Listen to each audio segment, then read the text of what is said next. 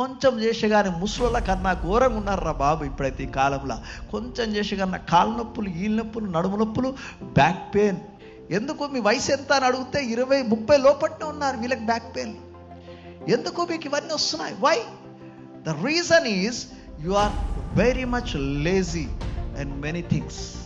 దేవుడు నీకు చేతికి నీకు శక్తి ఇస్తాడు, నీకు బలం ఇస్తాడు. అయ్యా నాకు జింక కాళ్ళ వంటి కాళ్ళు దయచేయమన్నారు, నేను ఎత్తైన స్థలంలోకి వెళ్ళాలని అటువంటి శక్తి కావాలని నువ్వు ప్రార్థన చేసుకోవాలి.